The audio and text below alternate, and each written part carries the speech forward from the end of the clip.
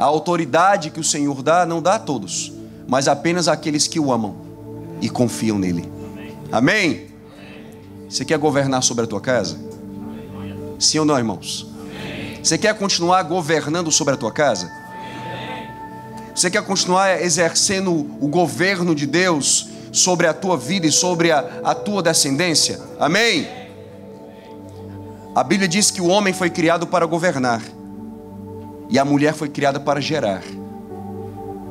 Você está comigo? Nós somos criados pelo Senhor para governar, para exercer governo, para liderar, para estar à frente. Glória a Deus por isso, irmãos. Amém? Deus colocou uma palavra no meu coração.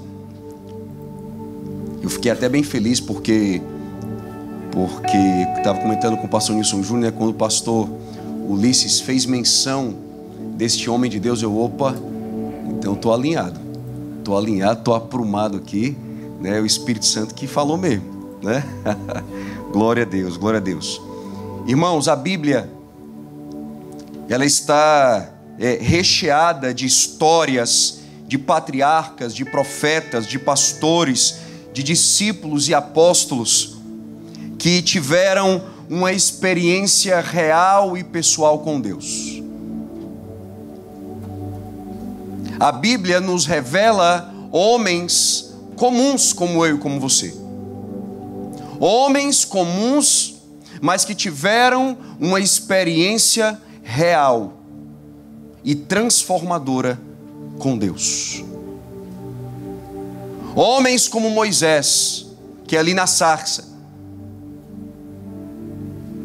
receberam a revelação do Senhor. Todas as vezes que Deus se revelava aos seus no Antigo Testamento, ele se revelava, quando ele se revelava, ele revelava a sua natureza, o seu caráter, os seus propósitos e o seu modo de agir. Sempre. Todas as vezes que Deus vinha ao encontro de um homem, com o objetivo de se revelar a ele, ele revelava a este homem, como revelou a Moisés, quem ele é, a sua natureza, o seu caráter, o seu propósito e o seu modo de agir. Ao se revelar a Moisés, então reconheceu que o Senhor estava ali. Você está comigo? Em primeiro lugar, Moisés sabia que o Senhor estava ali. E em segundo lugar, Moisés não só apenas reconheceu a presença de Deus, mas Moisés ouviu a voz do Senhor. Em terceiro lugar, ele não apenas reconheceu a presença de Deus e ouviu a voz do Senhor, mas ele compreendeu o que o Senhor estava falando. E em quarto lugar, depois de reconhecer a presença, ouvir a voz e compreender o que o Senhor estava falando, Moisés então se submeteu ao que o Senhor estava falando. Ele obedeceu ao Senhor. Essa foi a primeira experiência de Moisés com o Senhor. Eu digo uma coisa para você: o nosso Deus não mudou. E as expectativas do nosso Deus não mudou também.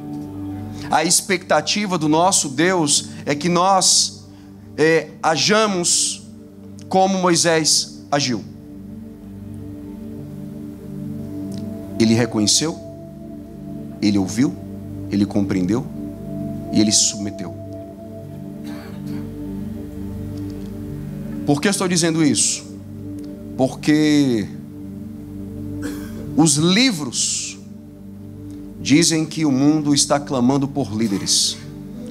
E eu nesta manhã, eu quero ousadamente dizer para você que o mundo não precisa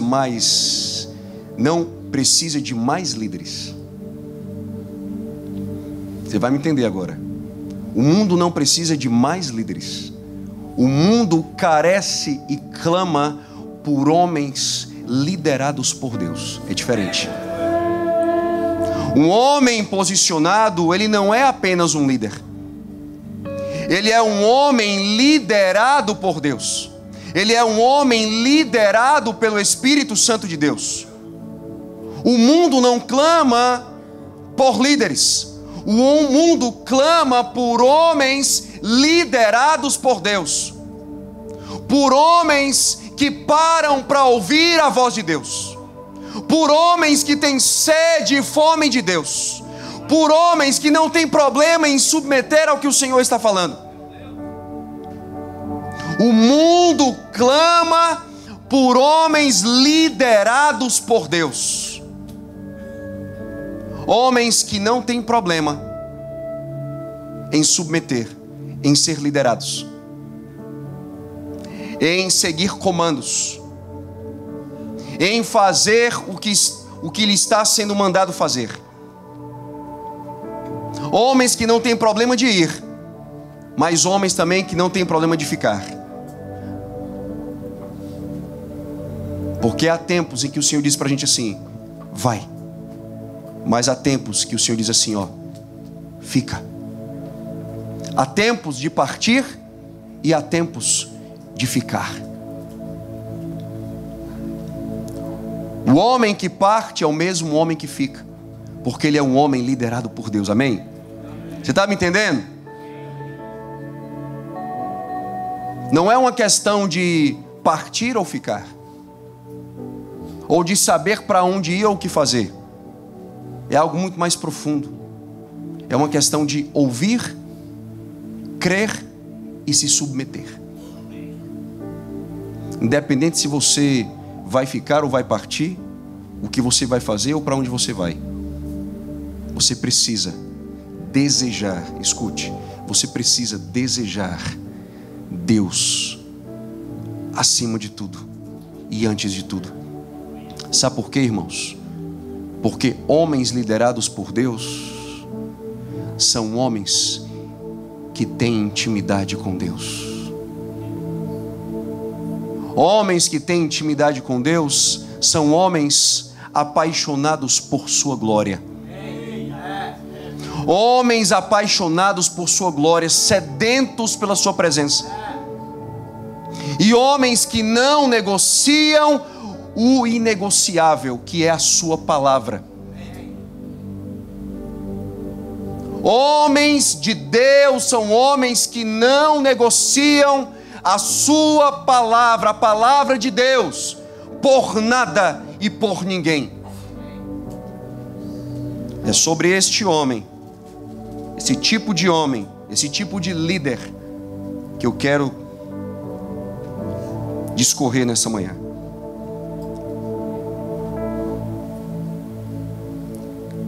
Nessa manhã eu quero compartilhar com vocês as principais marcas de um homem liderado por Deus.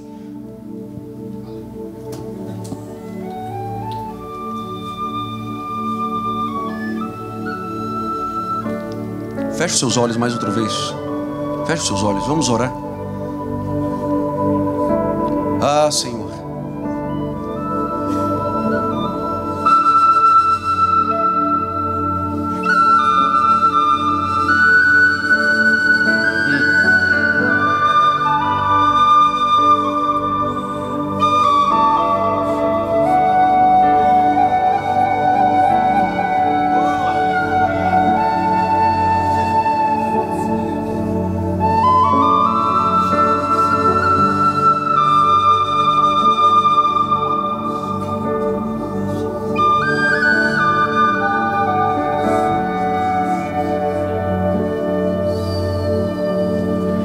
Deixa o céu descer,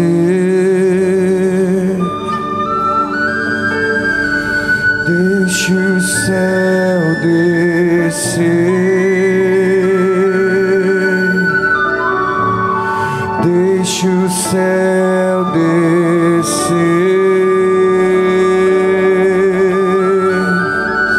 deixa o céu descer.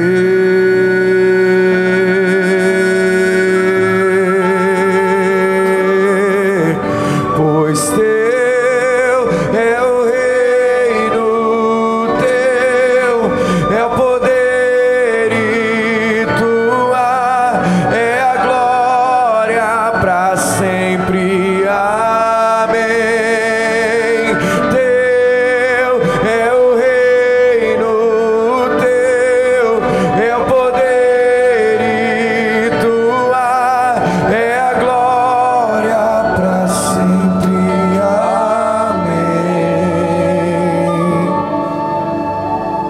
Ah, Senhor, nós reconhecemos a Tua presença. O Senhor está aqui. Nós sentimos a Tua presença. Nós reconhecemos a Tua presença, Senhor. Nós reconhecemos a Tua presença, Pai. Nós conseguimos sentir a Tua presença, o Teu cheiro, o Teu toque. Ah, Senhor, por maiores que sejam as nossas necessidades, nós carecemos do Senhor. Nós carecemos da Tua presença. Toca-nos, Senhor, nesta manhã. Envolve-nos com a Tua presença. Abraça-nos com a Tua presença. Encoraja-nos com a Tua presença. Ah, meu Deus, nós somos estes homens. Nós queremos ser de todo o nosso coração estes homens. Homens apaixonados pelo Senhor. Homens que são liderados pelo Espírito de Deus. Homens que amam em estar contigo, em comunhão com o Senhor. Ah, meu Deus. Homens que sobem ao monte para ver a Tua glória, mas homens também que descem do monte para viver para a Tua glória.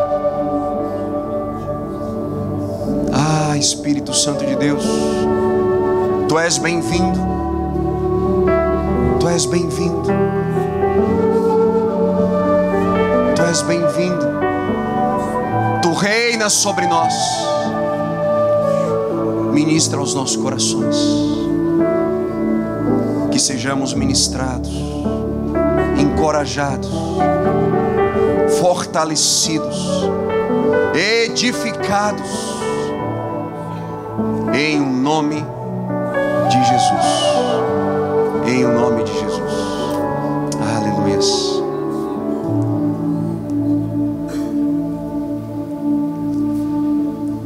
Abra comigo no livro de Neemias, capítulo 1. Neemias, capítulo 1.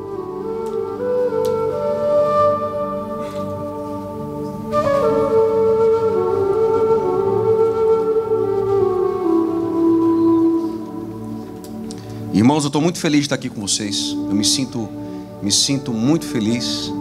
Me sinto honrado mesmo, de verdade. Privilegiado de estar aqui. Estar revendo tantos irmãos, conhecendo novos irmãos. Ontem estive conversando com alguns pastores, alguns irmãos de tantas cidades do nosso Brasil. Que coisa linda, irmãos, estarmos aqui juntos. Deus aprove ao Senhor preparar esses dias para estarmos aqui, amém? Antes de nós chegarmos aqui, os céus já estavam conspirando a nosso favor. Os céus já estavam conspirando a nosso favor. Você não está aqui por acaso. Você está aqui, eu estou aqui porque o Senhor nos trouxe para este lugar. Glória a Deus. Neemias 1, versículo 1. As palavras de Neemias, filho de Acalias, no mês de Quisleu, no ano 20º, estando eu na cidadela de Suzã. Veio Hanani, um de meus irmãos, com alguns de Judá. Então lhes perguntei pelos judeus que escaparam, que não foram levados para o exílio, e acerca de Jerusalém. Versículo 3. Disseram-me os restantes que não foram levados para o exílio e se acham lá na província, estão em grande miséria e desprezo. Os muros de Jerusalém estão derribados e as suas portas estão queimadas. Ei, irmãos, eu pergunto para você nessa manhã: quanto custa a restauração de uma vida, de uma família, de um lar, de um casamento, de um ministério, de uma nação. Neemias nos mostra de forma clara, e vai nos mostrar de forma clara, as marcas daqueles que o Senhor quer levantar como restauradores, reedificadores. E também nos mostra o caminho da restauração. Pastor Beto, qual era a situação de Neemias? Neemias estava geograficamente distante do problema, mais de 1.500 quilômetros distante do problema.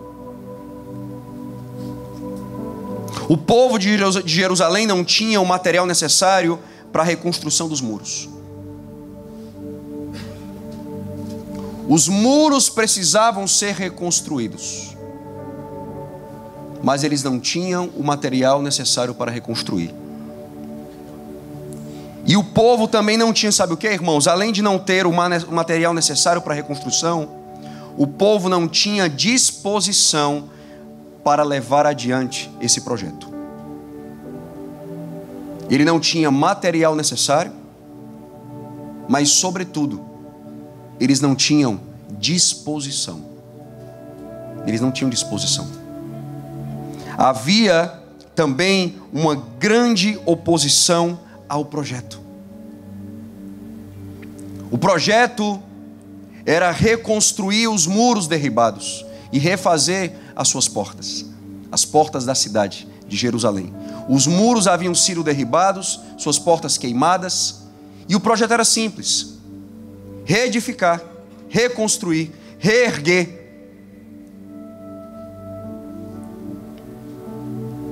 Sabe, irmãos, quando nós enfrentamos problemas que são maiores do que nós,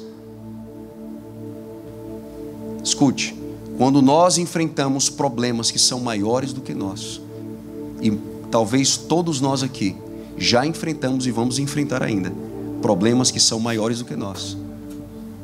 E aí, pastor, o que é que a gente faz? Não é hora de desistir. Não é hora de fraquejar. Não é hora de desanimar. É hora de avançar. Avançar como, pastor? Na tua força? Na força do Senhor. É hora de avançar, irmãos. Quando os problemas chegam, é hora de avançar. Quando os inimigos se levantam diante de nós, ao nosso redor, o que fazemos? Fraquejamos? Desanimamos? Desistimos? Retrocedemos? Não, avançamos, levantamos, e com fé em Deus, e certos de que o Senhor cumprirá a sua palavra, nós avançamos, nós seguimos em frente.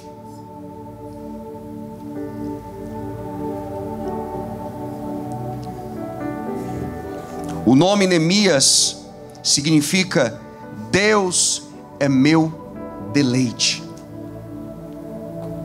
Deus é meu deleite.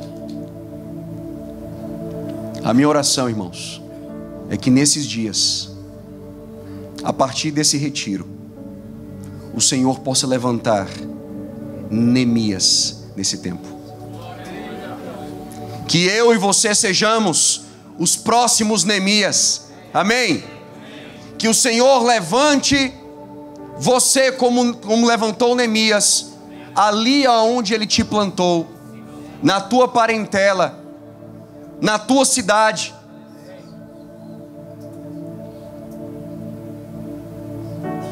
O que nós mais precisamos esses dias são de homens como Neemias, homens que amam o Senhor, que se deleitam no Senhor, homens que têm uma ambição, e a sua maior ambição é conhecer a Deus e fazer a sua vontade. Nós somos esses homens, irmãos. Nós somos esses homens. Deus te trouxe aqui nesses dias para dizer isso para você. Você é meu filho. Você é meu servo.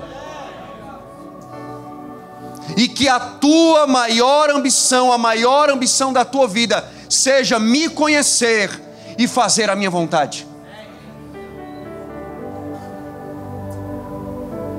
Posso ouvir um glória a Deus?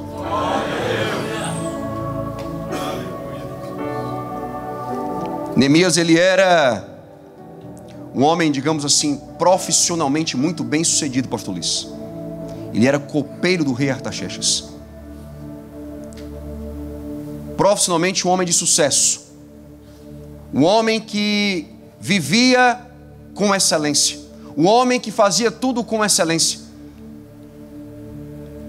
Ele estava muito bem, ali servindo o rei todos os dias.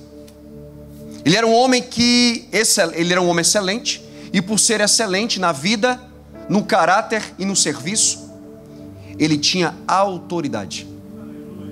Ele era um homem de confiança do rei persa, de Artaxerxes.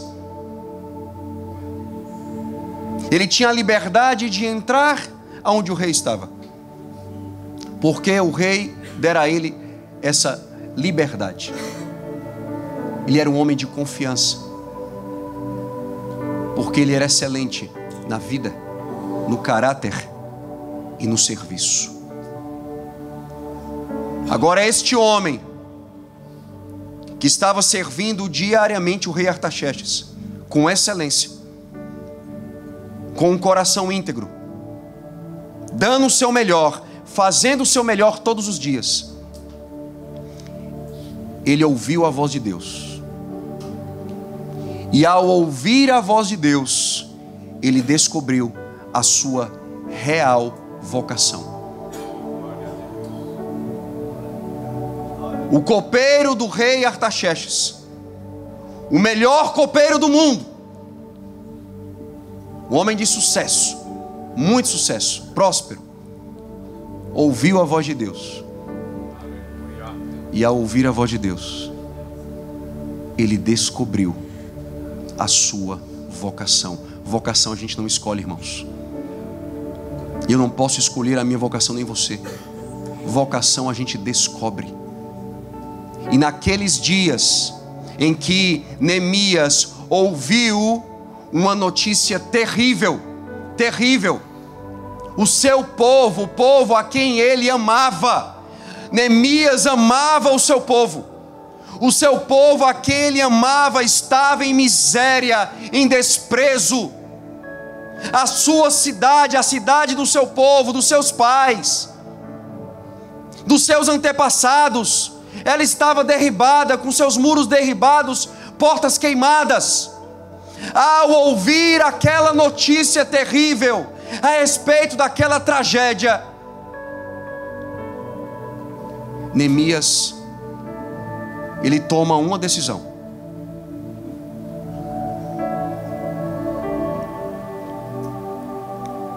E essa é a primeira marca de um homem liderado por Deus. Homens liderados por Deus, em primeiro lugar. Você que está tomando nota? Você que trouxe o seu kit, né, pastor Ulisses? A sua Bíblia, o que é o kit, pastor Beto? Você que trouxe a sua Bíblia, o seu caderno e a sua caneta, toma nota. Amém? Na verdade é a Bíblia, o caderno, a caneta e o lenço. E você pode se emocionar e você vai precisar de um lenço também, né, pastor Éder? Não é verdade? A primeira marca de um homem liderado por Deus, Renan. Um homem liderado por Deus é um homem que se importa. Neemias ouviu aquela terrível notícia, pastor Éder, e ele se importou. Ele poderia ter ouvido, pastor Ulisses, e simplesmente seguido em frente, virado as costas. Ele poderia ter fechado os olhos para o que ele ouviu, para aquele problema.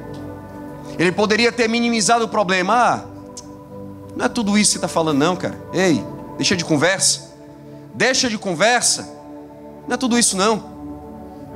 Ele poderia ter fugido do problema, sim ou não?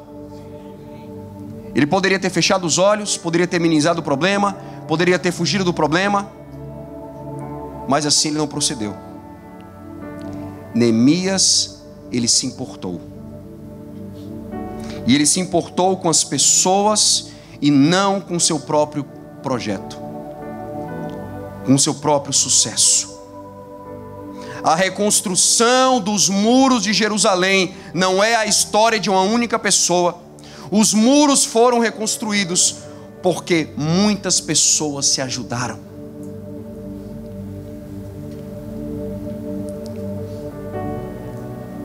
Neemias era um homem de coração aberto e sensível aos outros.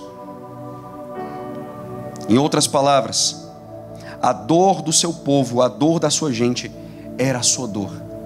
Ah, irmãos, nesses dias o Senhor, Ele quer levantar Neemias, homens que se importam, homens que se importam, homens sensíveis a quem, pastor Beto? Ao outro. Irmãos, um dia Jesus veio, sim ou não? Veio, se identificou comigo, contigo, e por se identificar veio ao meu encontro, ao teu encontro, mas ele em nenhum momento abriu mão de quem ele era, da sua identidade. Jesus veio, se identificou conosco, veio ao nosso encontro, sem abrir mão da sua identidade. E eu pergunto a você, o que é que a gente tem que fazer? Eu digo a você, o mesmo.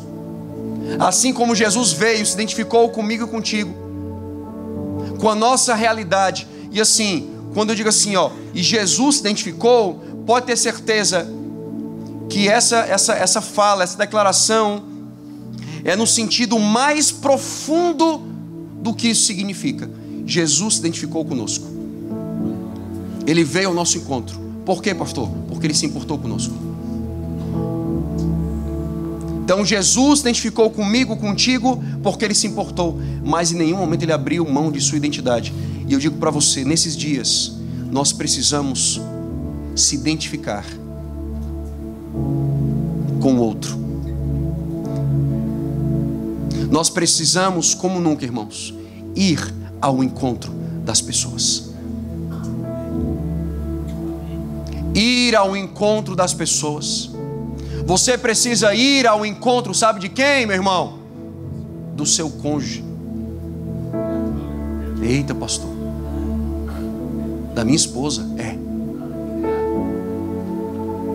Você precisa se importar em primeiro lugar com os de dentro, para depois se importar com os de fora.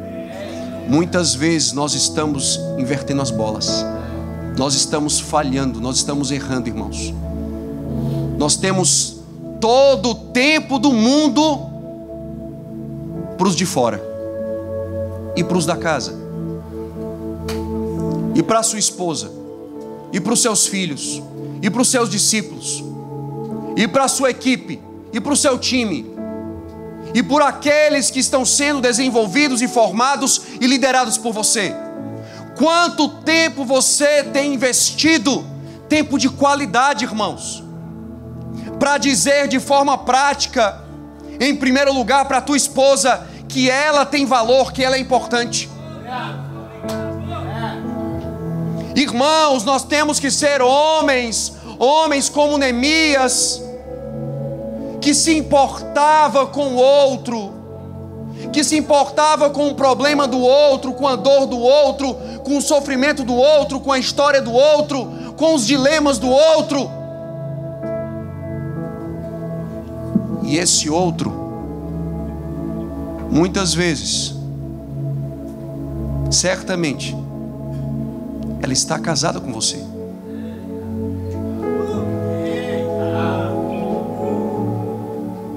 Eles tomam café contigo todos os dias, são os teus filhos. E eles te chamam de papai. Pai. Ah, irmãos.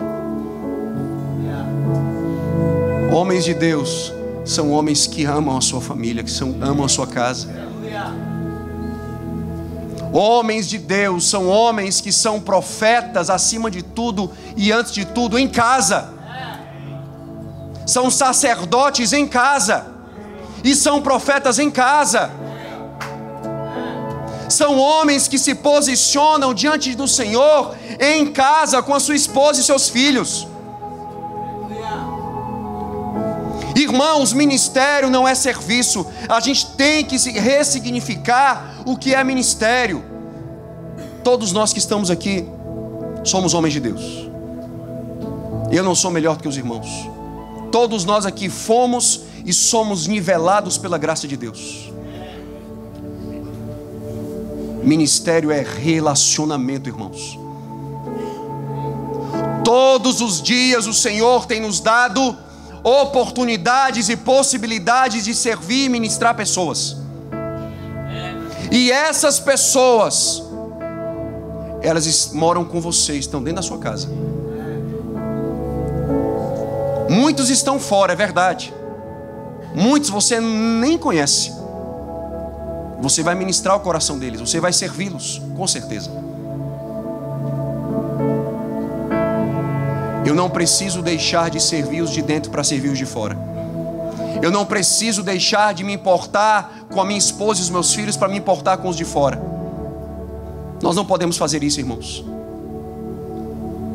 Eu aprendi muito cedo, com 18 anos, que primeiro, pastor Ulisses, eu tenho que ser bênção perto, para depois ser bênção longe. Antes de ser bênção nos confins da terra, eu preciso ser bênção em Jerusalém. Irmãos, eu terminei o meu ensino médio. Eu me considero um jovem privilegiado, um jovem adulto privilegiado, né? Eu terminei o meu ensino médio nos Estados Unidos. E quando eu voltei, no ano de 99, um dia desse, irmãos. Quem é da década de 80 aqui? Só eu? Opa, alguns, tá? Quem é da década de 70? 60? 50? 40? Eita Jesus! 30? Qual o nome do irmão? Oi? Luiz Carlos. Meu irmão, que privilégio. Que privilégio. Tem um poeta, não sei se é Fernando Pessoa, viu, Nilson Júnior? Cadê o Nilson Júnior? Tá ali. Tem um poeta chamado, não sei se é Fernando Pessoa, diz assim, ó: ah, se os jovens soubessem e os velhos pudessem. O privilégio está diante do irmão, do Senhor, cabelo branco, um homem incrível. Parabéns, meu irmão. Parabéns pela sua vida, pelo seu ministério, pela sua perseverança, por sua lealdade ao Senhor. O Senhor o irmão é uma inspiração para todos nós. Amém? Glória a Deus.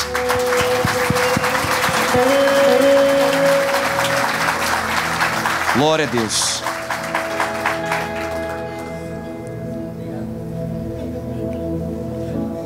Segundo lugar, os homens que se importam, os líderes, os homens que são liderados por Deus, que se importam, eles encontram seus propósitos nas necessidades humanas que o cercam. Você quer encontrar o seu propósito? Abre os teus olhos, abre os teus ouvidos, olha para as necessidades que te cercam e você vai encontrar o teu propósito. Necessidades à nossa volta são outdoors de Deus que apontam o nosso ministério. Necessidades à nossa volta são outdoors de Deus que apontam o nosso ministério. Eu sempre pergunto assim, irmãos, por que as pessoas gostavam de estar com Jesus? Você sabe por quê? Por quê, pastor Beto? Por que as pessoas gostavam de estar com Jesus? Sabe por quê? Porque Jesus gostava de estar com elas. Simples assim. As pessoas se sentiam, sabe o quê? Importantes com Jesus. Elas se sentiam especiais. Elas se sentiam valorizadas, amadas. Jesus parava para ouvi-las. Jesus amava entrar na sala de estar das pessoas para conhecê-las, para ouvir suas histórias. Jesus amava estar com as pessoas. Jesus tinha compaixão das pessoas. Jesus parava para ouvi-las. Jesus gostava de estar com elas. Jesus se importava com as pessoas de verdade.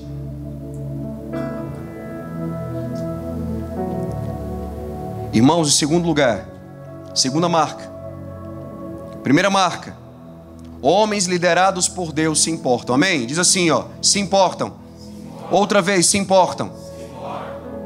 Segundo lugar, homens liderados por Deus encaram a realidade. Encaram a realidade. Depois de ouvir a notícia que ele ouviu, Neemias se importou e ele encarou de frente, ele enfrentou de frente a realidade. E qual era a realidade? Era o que ele estava vivendo no presente, eram os fatos reais que estavam diante dele. Neemias não se conformou com a realidade, ele não se desesperou, não desanimou, não se irritou, não se abateu, ele simplesmente se prostrou e buscou a Deus. Ele encarou e enfrentou a realidade de frente. Ele não desanimou, ele não fraquejou, ele não retrocedeu, ele não se irritou, ele não ignorou a realidade. Ele fez o que o homem de Deus faz. Ele se prostrou diante do Senhor. Ele se derramou diante de Deus. Ele chorou, ele jejuou, ele orou e ele adorou ao Senhor. Ah, irmãos, muitas vezes nós cometemos um erro tão sutil, que é de ouvir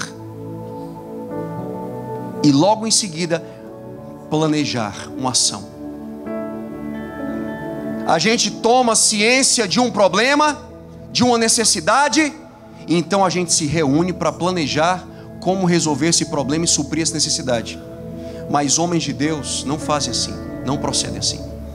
Quando eles ouvem a respeito de um problema, quando eles tomam ciência de uma necessidade real, legítima, de alguém, de uma família, de um povo, de uma liderança, de um líder, eles não sentam de forma imediata para planejar o que fazer.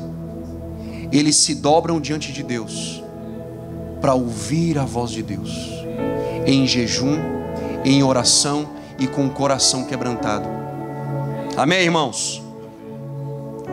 Há uma realidade diante de você, e eu pergunto para você nesta manhã: qual é a tua realidade?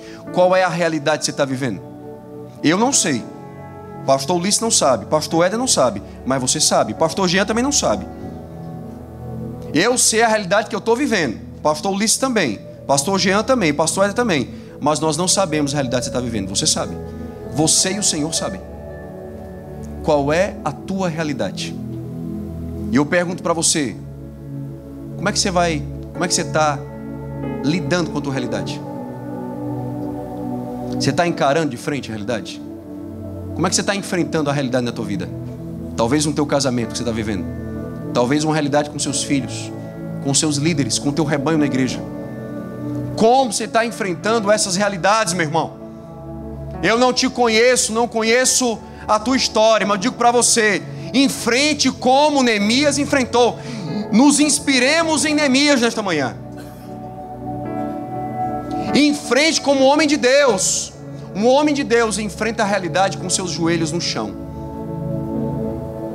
com seu rosto na terra. Você quer mudar a sua realidade, sim ou não, irmãos? Então comece mudando a sua atitude. Mude a sua atitude. A gente quer viver o novo de Deus, mas a gente não muda de atitude.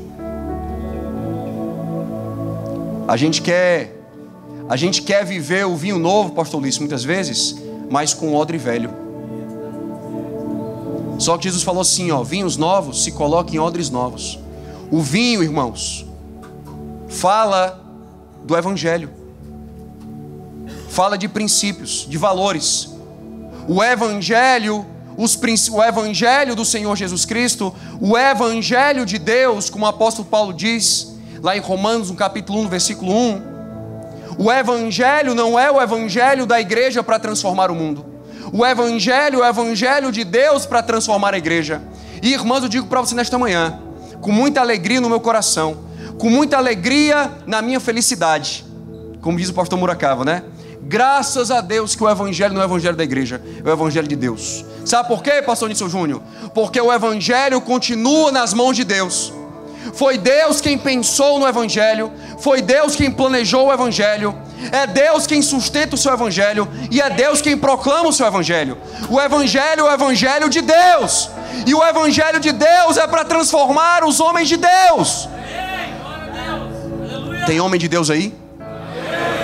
O evangelho é para transformar a sua vida. Ah, queridos, o vinho novo é o evangelho. O vinho novo nós não podemos negociar. Você não pode negociar o evangelho por nada. Você não pode abrir mão dos princípios e valores de Deus por nada. Agora o odre, pastor. O odre, escute, o odre fala sobre forma e estrutura. O odre, ele é totalmente negociável e flexível. O vinho não. O vinho é totalmente inflexível e inegociável. E o odre, pastor? O que é que eu faço com o odre velho? Cara, negocia. Joga fora. Mas pastor, há 30 anos nós fazemos assim. Nós funcionamos assim. Irmão, é odre velho. Não se põe vinho novo em odre velho. Se põe vinho novo em odres novos. O nosso Deus é criativo, irmãos. Ele é aquele que inspira o nosso coração e cativa o nosso coração. Ele é aquele que nos dá ideias, estratégias. É aquele que nos ensina a repensar o nosso modo de fazer as coisas. Como eu temos aprendido com o pastor Luiz, com o pastor Ulisses, com o Nilson Júnior, existe um tempo, existe um modo.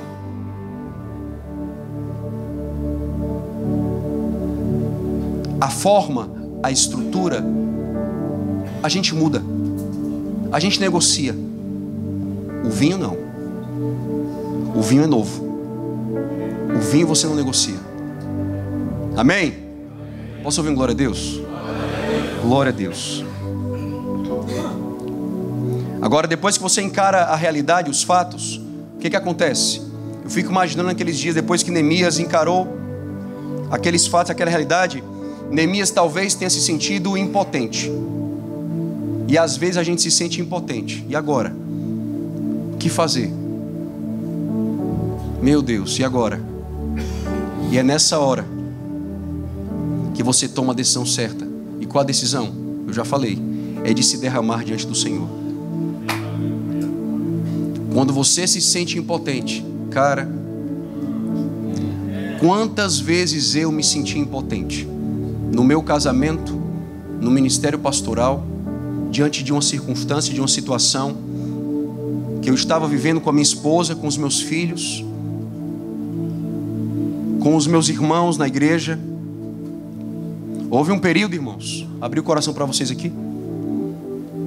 Estava no começo do meu ministério, há 23 anos.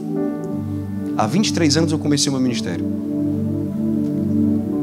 E eu estava ali, pastor Ulisses, sonhando em ser pastor de uma igreja local, estar à frente de uma comunidade, pela primeira vez na minha vida. E ali nasceu uma igreja.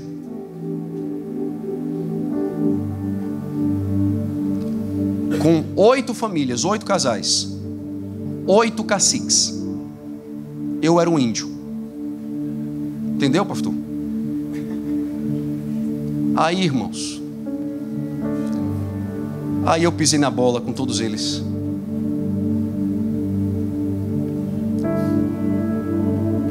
Como assim pisou na bola, pastor? Eu falhei como líder, como pastor. Não em amá-los. Eu amei cada um desses casais. Cada um deles, todos eles, 8 casais. Casais muito mais experientes do que eu. Um deles, ele era fundador do Palavra da Vida em Recife. Foi o cara que fundou o Palavra da Vida em Recife. Ah, cara. O outro era um dos principais juízes do estado do Ceará. Eu sou cearense, irmãos, sou nordestino. Então eu estava só com cacique, começando uma igreja só com cacique. E eu, Timóteo, 20 aninhos, 21 anos. Deixa eu dizer para vocês, eu diante daqueles homens, eu me senti, Éder, totalmente impotente. Meu Deus, como é que eu vou pastorear esses homens? E agora? E agora, Senhor? Aí Deus levantou um ancião, pastor Otoniel Martins, pastor presbiteriano. Eu sou de raiz presbiteriana, origem presbiteriana, assim como o pastor Luiz, pastor Ulisses, pastor Nilson Júnior, tiveram um avô presbiteriano. Ele chegou para mim e falou assim: meu filho, você está errando, você está falhando. Por quê, pastor? Porque você precisa olhar para os seus presbíteros, para os seus líderes, como suas principais ovelhas. No dia que você começar a olhar para os seus líderes, os seus principais líderes, os seus presbíteros, o seu conselho como suas principais ovelhas, as ovelhas mais importantes, tudo vai começar a mudar no seu ministério. Irmãos, era tudo o que eu não queria ouvir naquele dia. No mundo tereis presbíteros, mas tem de bom ânimo. Era tudo o que eu não queria ouvir, Nilson Júnior, era tudo. E aí eu fui para o quarto, fui orar. O Espírito Santo fez o que eu não queria. É isso mesmo, Beto. E aí eu comecei a visitar cada um dos meus líderes, ir até a casa deles, ir ao encontro deles. E eu comecei então a pastorear o coração deles, e a dizer para eles o quanto que eu me sentia honrado como pastor de começar a plantar a minha primeira igreja com eles, e de que eu estava ali para servi-los e amá-los. O que aconteceu, Beto? Tudo mudou. Tudo começou a mudar na minha vida e no meu ministério, porque eu tive a humildade de ouvir o conselho de um ancião que mudou, virou uma chave na minha mente e no meu coração. Amém? Glória a Deus. Irmãos, Neemias orou, buscou ao Senhor, e eu digo para você, quando nós trabalhamos, mas quando nós oramos, Deus trabalha. Deus talvez te trouxe aqui para te dizer isso nesta manhã. Quando nós trabalhamos, mas quando nós oramos, Deus trabalha.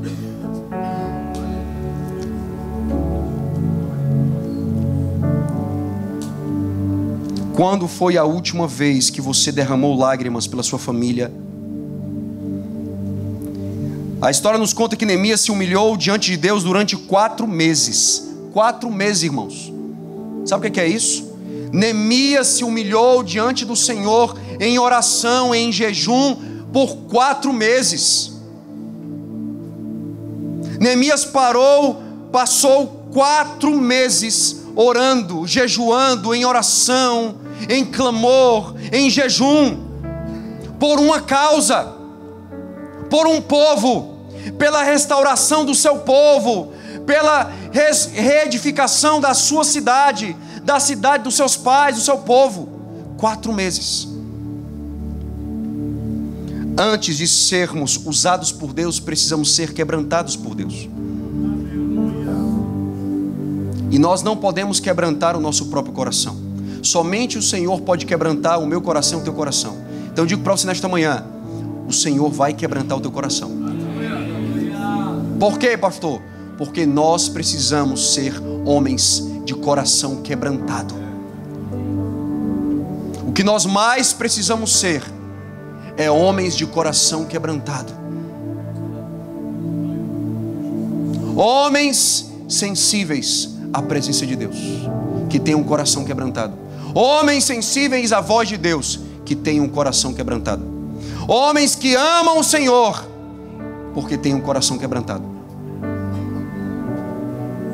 Homens que apressadamente correm todos os dias para o colo do Pai, para a presença do Pai, para o quarto da oração, porque tem um coração quebrantado. Há uma característica que eu amo em Jesus, pastor Ulisses. Ele era acessível a todos, mas não estava disponível sempre. Jesus era um homem acessível a todos, a pessoas de todas as matizes. Todo tipo de gente tinha acesso a Jesus, mas ele não estava disponível sempre. Sabe por quê? Porque ele tinha um coração quebrantado. A maior necessidade de Jesus era estar com o Pai, a sós com o Pai. E a nossa maior necessidade, irmãos, é de sentarmos para planejarmos, para avaliarmos, para resolvermos problemas.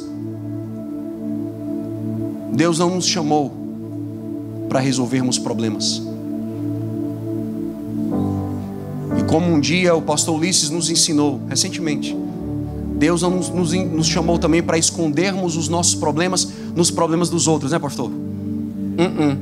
Deus nem nos chamou para escondermos os nossos problemas pessoais nos problemas dos outros, nem Deus nos chamou para resolvermos os problemas dos outros.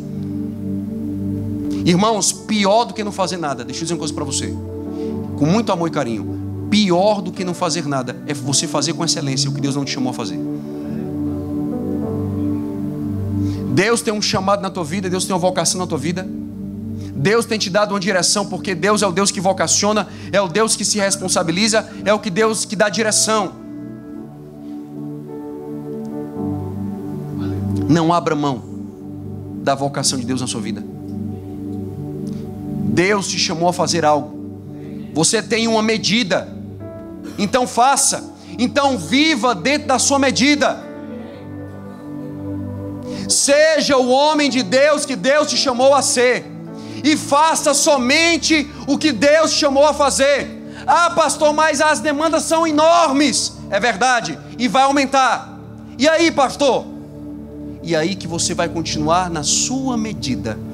Você vai continuar fazendo o que Deus te chamou a fazer. Isso significa, sabe o que, irmãos? Isso significa você dizer não. Mas pastor, você pode? Não posso. Pastor, se eu tenho tempo para mim? Agora não. Pastor, se eu pode ir lá em casa? Hoje não. Pastor, temos que resolver um problema. Eu não vou. Resolvam. Acessível a todos, mas nem disponível sempre. Amém, irmãos?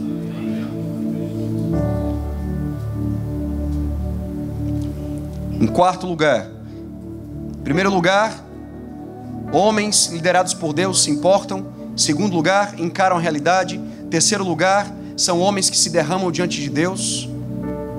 Em quarto lugar, são homens que não tomam atalhos. Homens liderados por Deus não tomam atalhos. Neemias não tomou atalhos. Como assim, pastor?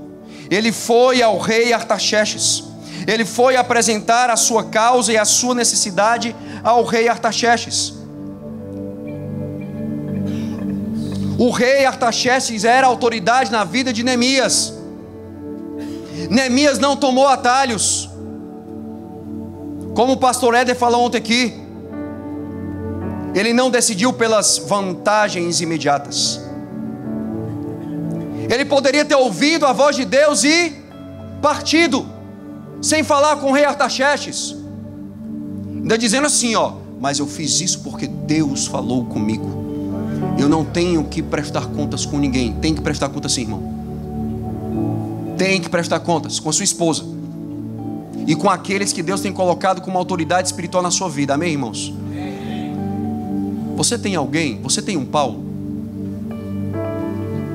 Eu digo assim, eu tenho ensinado assim isso, Júnior. Todos nós precisamos de um Paulo, um Barnabé e um Timóteo na vida. Um Paulo é alguém que fale ao seu coração, que nutre o seu coração. A este você vai prestar contas da sua vida voluntariamente, porque é protetivo. Porque não dá para a gente viver sozinho o ministério pastoral, irmãos. Não dá. É um erro, é um engano. Um dia disseram para mim, quando eu estava num seminário teológico presbiteriano lá em Fortaleza, um dia quando você estiver no ministério pastoral, você vai viver a solidão do ministério. Falaram várias vezes para mim, e eu acreditei de todo o meu coração nisso. E nos primeiros 10 anos do meu ministério, eu fui o pastor mais solitário que existe no mundo. Por quê? Porque o ministério pastoral é um ministério solitário, a solidão do líder. Só que depois de 10 anos, Deus me libertou. Um pastor foi liberto. Deus me salvou de mim mesmo. Deus mudou coisas dentro de mim. E eu passei a entender que não dava para continuar vivendo a vida e o ministério sozinho. Eu tinha que caminhar com outras pessoas. Você precisa de um Paulo na sua vida. Deus te trouxe aqui, talvez não apenas para dizer para você que você precisa de um Paulo, de alguém mais experiente que você, alguém mais maduro que você. Mas talvez, sabe para quê? Para te conectar com o Paulo aqui nesses dias. Talvez o Paulo que você precisa, ele está aqui. E Deus vai te conectar com ele. E assim seja, amém, irmãos? Mas você precisa de um Barnabé. Quem é Barnabé, pastor? É alguém que vai estar ao teu lado, sonhando os sonhos de Deus com você. É o teu parceiro. Barnabé é aquele que encoraja, filho do encorajamento. O Barnabé, o teu parceiro que está ao teu lado, você vai dar a ele, sabe o que, pastor Éder? Você vai dar liberdade para chegar até você e te amorfrontar, pastor Nilson Júnior. Amorfrontar, como assim? Te confrontar em amor. Mas você vai dar autoridade também, sabe para quê? Para ele te encorajar. Irmãos, de tempos em tempos nós precisamos que os Barnabés nos encorajem.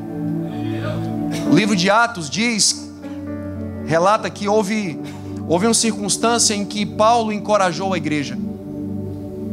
Mas houve uma circunstância, diz lá no livro de Atos, está na Bíblia, irmãos. Estou lembrando agora que é referência, está lá em Atos, em que Paulo foi encorajado pelos irmãos. Está lá escrito. Há dias em que o Senhor nos levanta para encorajar, mas há dias em que a gente não está bem. Aí o Senhor levanta a igreja para nos encorajar. E glória a Deus por essa dinâmica, irmãos, por essa interdependência. Nós estamos conectados uns aos outros. E como pastores e líderes, nós não podemos esquecer disso. Nós somos homens de Deus que precisam ser encorajados por outros homens de Deus. Amém? Então que nesses dias você não possa apenas ouvir todas as sementes que estão sendo lançadas sobre a tua vida aqui, amém? Mas que você possa pegar essas sementes e você possa encorajar outros. Você possa abrir a tua boca nesses dias para encorajar outros, orar por outros homens, encorajar outros homens. Meu irmão, vamos orar. Ei, irmão, você não está sozinho a partir de hoje. Você tem um Barnabé, você tem um parceiro. Eu vou orar contigo, eu vou orar por ti, eu vou andar a segunda milha contigo, ou talvez eu vou fazer o caminho de volta contigo. Você não vai fazer sozinho. Mas nós precisamos também de Timóteos, homens a quem nós vamos falar no coração. Amém? Então diz assim comigo, Paulo, Barnabé e Timóteo. Não, homens de Deus não tomam atalhos. Neemias, ele compreendia que a reconstrução passava pela decisão do rei Artaxerxes. Ele então buscou a compreensão, a autorização, o apoio, o respaldo e o envio. Neemias não comunicou ao rei o que ele decidiu. Ele não exigiu. Neemias, ele pediu.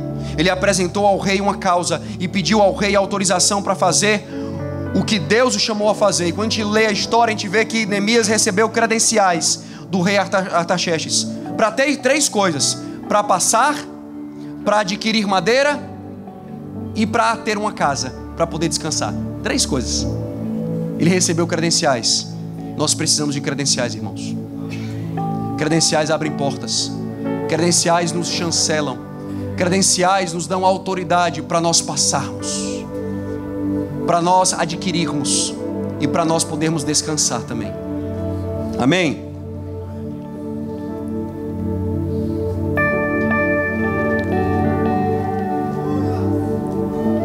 Atalhos são para os espertos, atalhos são para os insubmissos, atalhos não são para os homens de Deus. Deus não é um Deus de atalhos. Deus é um Deus de processos. Deus não é um Deus de atalhos. Homens de Deus não tomam atalhos. Homens de Deus se submetem. Pastor, me explica aí. Aqueles que só se submetem a Deus são rebeldes, e aqueles que só se submetem aos líderes são idólatras. Não tome atalhos na sua vida, meu irmão. Reconheça que o Senhor tem autoridade sobre a sua vida, mas reconheça que o Senhor tem colocado homens e mulheres na tua vida como autoridade.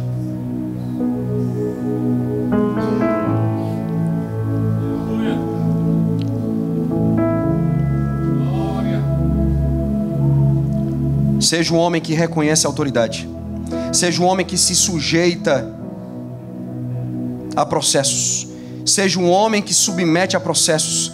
Se você tem que tratar algo com alguém, não tome atalhos, trate. Se você tem que tratar algo com alguém, meu irmão, não tome atalhos. Vá até essa pessoa e trate, sente, converse. Se você tem que se arrepender e abandonar pecado, então se arrependa e abandone. Não tenha pecados de estimação na sua vida. Não encontre doçura na morte, no pecado, como Sansão. Não coloque os seus olhos naquilo que pode e vai te destruir, como Sansão. Não durma com a imoralidade, como Sansão fez. Não tome atalhos. Se tiver que se arrepender, que se arrependa nesses dias. Que abandone pecados nesses dias. Se você tem que assumir a sua responsabilidade na sua casa, então assuma no nome de Jesus, meu irmão. E você tem que assumir sim, então assuma de uma vez por todas. Chame a sua esposa, peça perdão a ela, diga: meu amor, eu tenho falhado contigo. Eu tenho falhado contigo porque eu não tenho te pastoreado. Eu não tenho pastoreado os nossos filhos. Eu não tenho te liderado. Eu não tenho sido o sacerdote e o líder que eu preciso ser. Me perdoe, meu amor. E aí siga em frente, diferente. Agora liderando a sua família. Agora pastoreando a sua esposa e os seus filhos. Ah, irmãos. E vivendo, sabe o quê? Vivendo uma vida, pastor Ulisses, leve. Amém, irmãos? O que nós mais precisamos esse dia, sabe o que é? Viver uma vida leve. Irmãos, por que a gente tem o hábito de facilitar tudo para todo mundo e dificultar para a gente? Por quê? Por quê? Por que a gente tem que dizer sim sempre para todo mundo? Por quê? Quem tem essa dificuldade de facilitar para os outros e dificultar para a gente? Por que a gente não tem que facilitar para nós também? Viver uma vida leve. Estar bem. Viver uma vida leve, irmãos, é estar bem com Deus. É estar bem consigo mesmo, com sua esposa, com seus filhos. É você cuidar da sua saúde. É você querer estar bem hoje e você querer estar bem daqui a 5, 10 anos. Eu quero o Beto bem hoje, mas eu quero o Beto bem daqui a 5, 10 anos. Mas para o Beto estar bem hoje, daqui a 10 anos, o Beto não pode negociar o vinho novo. O Beto não pode negociar a sua saúde física, emocional, mental e espiritual. O Beto não pode negociar o seu casamento. O Beto não pode negociar os seus filhos por nada e por ninguém. Amém? Em quinto lugar, homens liderados por Deus aguardam o tempo certo de agir. Neemias orou durante 4 meses. Intensificou sua oração no dia que foi falar com o rei. E esperou um dia de festa em que a rainha estava presente. É preciso agir no tempo de Deus. Esperar, irmãos, é confiar que o tempo de Deus é tudo. Homens liderados por Deus agem no tempo de Deus. Discernem o tempo de Deus. Esperam, porque esperar é confiar que o tempo de Deus é tudo. Em sexto lugar, homens liderados por Deus têm uma visão de Deus e um projeto do Senhor em seu coração. Neemias envolveu outras pessoas para realizar o projeto de Deus. Deixa eu dizer uma coisa para você. Você não vai conseguir sozinho.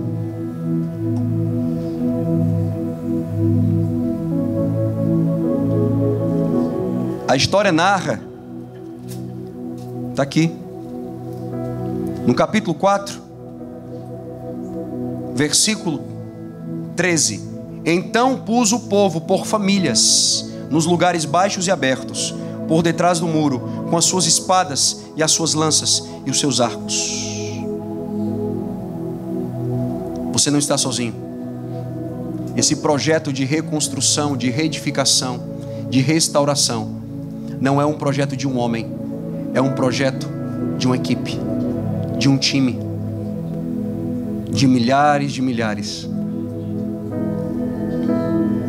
Então, se você não pode conseguir sozinho, então envolva, compartilhe, peça ajuda, mobilize pessoas. Sabe uma coisa que tem dificuldade de fazer? Nós, pastores e líderes, 3 coisas. Quem tem dificuldade de fazer, é o que a gente mais precisa: formar, delegar e confiar. Eita, pastor Beto, tu me pegou agora aí. Eu tenho dificuldade. É o que a gente mais precisa, irmãos, todo dia. Intencionalmente, formar, delegar e confiar. Forma, delega, confia, descentraliza. O trabalho é um trabalho em equipe. Você não tem que fazer tudo, você não tem que decidir tudo. Conselho de Jetro para Moisés: se você concentrar tudo em você, Moisés, você vai perecer e o povo vai perecer. Forme líderes de 1000, de 100, de 50, de 30, de 10. Forme, delegue, confie. Isso é libertador, irmãos. Amém? Isso é libertador. Forme, delegue e confie. Em 7º lugar, o homem liderado por Deus sabe que a oposição virá. Sambalate se opôs veementemente contra Neemias e o projeto de Deus. E ele traçou um plano para impedir a edificação e desanimar as pessoas. Conta-se a história de que um dia Satanás, pastor Ulisses, estava fazendo um leilão. O diabo estava fazendo um leilão de várias coisas e ferramentas, mas tinha uma coisa lá no leilão que ele não vendia. Aí perguntaram: mas por quê? E isso aqui é a minha principal ferramenta de trabalho. E qual é o nome dessa ferramenta? Perguntaram, Jean. O desânimo. Eu tenho tido muito sucesso. Eu tenho conseguido desanimar muitos pastores. Eu tenho conseguido desanimar muitos homens de Deus, muitos líderes. Ah, irmãos. Ei, a estratégia é velha, irmãos. É velha. Como diz o pastor Luiz Hermínio, pastor Ulisses, pastor Júnior, eles dizem, né, os nossos pastores: cara, ele não quer te tirar do ministério, ele quer te matar no ministério. Ele não quer te tirar da igreja, ele quer fazer você desistir da igreja, das pessoas. A estratégia mesmo é velha, é te desanimar, é me desanimar. Homens de Deus sabem que a oposição virá. Só que um homem de Deus, as suas armas não são humanas, irmãos. Apóstolo Paulo fala que as nossas armas não são humanas, são poderosas em Deus. Um homem de Deus sabe que a oposição virá, que o inimigo vai se levantar. Ah, o homem de Deus, ele sempre está preparado. E por sempre estar preparado, ele não precisa se preparar. Amém, irmãos? Em 8º lugar, estou terminando. O homem liderado por Deus, ele remove os escombros e todo o lixo. Em Neemias, no capítulo 4, no versículo 10, antes de reedificar os muros da cidade de Jerusalém, ele chama homens e diz assim, ó: removam todos os escombros, removam todo o lixo, para que nós saibamos onde estão os marcos antigos, para que nós possamos reedificar os muros sobre os marcos antigos. Antes de começar a obra de reedificação, de restauração, todo lixo, todos os escombros e todo o lixo que estão dentro de nós precisam ser removidos. Você está entendendo?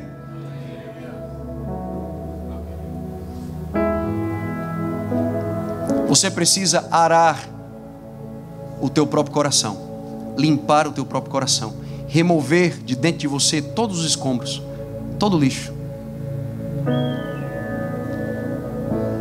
para que então somente depois o Senhor venha e reedifique sobre os marcos antigos que estão aqui dentro de você, os princípios que Ele mesmo estabeleceu, sobre os fundamentos que Ele mesmo estabeleceu que estão aqui dentro de você. Amém? E em nono lugar, os homens liderados por Deus confiam e celebram a vitória de Deus. Diz o texto bíblico, Neemias diz assim, Neemias capítulo 2, versículo 8: E o rei mas deu, porque a boa mão do meu Deus era comigo. Neemias tinha consciência de que o Senhor era com ele. Neemias sabia que a boa mão de Deus era com ele. Meu irmão, deixa eu te dizer uma boa nova para você ficar muito feliz hoje de manhã.